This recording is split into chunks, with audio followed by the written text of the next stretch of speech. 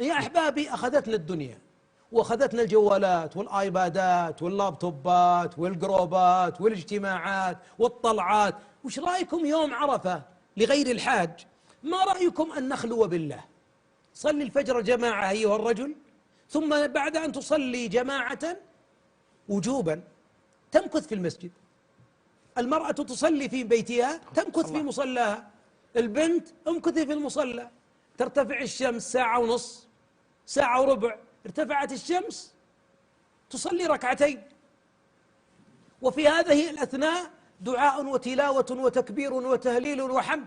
ردد سبحان الله وبحمده سبحان الله العظيم، ردد أستغفر الله العظيم الذي لا إله إلا هو الحي القيوم وأتوب إليه، ردد الله أكبر كبيرا والحمد لله كثيرا، ردد قل هو الله أحد 10 مرات 20 مرة، الفاتحة 30 مرة إذا ما معك مصحف، اقرأ، سبح. ثم بعد ذلك استيقظ قبل صلاة في منتصف الضحى، واصل ركعتين بعد الوضوء، توضأ ثم صلي ركعتين إلى 8 ركعات، ثم بعد ذلك بكر لصلاة الظهر، واقرأ جزءا قبل الصلاة وجزءا بعد الصلاة، عد لا حرج في التريح، عد بعد ذلك إذا صليت صلاة العصر رجاء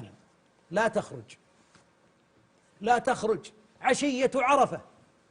أنا ما حجيت وأنت ما حجيت، يمكن يحج قلبك وتحج دموعك، والله كريم قد يعطيك أجر من حج بهذا الشوق الذي في قلبك والصدق، وأنت تدعو الله جل وعلا. ارفع يديك وادعو بخيري الدنيا والآخرة، ادعو للمسلمين، ادعو لهذا الوطن المبارك بالأمن، ادع لولاة أمره الذين يخدمون الحجيج، ادع للمرابطين من جنودنا في حدنا، ادع لكل حاج أن يحفظ الله حجه وصحته، ادعو على من أراد الحجيج بسوء أن يرد كيده ربي في نحره، ادع لأمك حلوة اللبن الله يخليه لنا ويجزاهن عنا جنات النعيم، وللأب الغالي الذي شابت لحيته وهو يسهر عليك ويحنو عليك، أسأل الله أن يؤمن كتابهم ويسر حسابهم. ادع لعيالك، لزوجتك، لأبنائك، للمسلمين، للجيران، لا تبقي أحدا. خير الدعاء دعاء عرفة.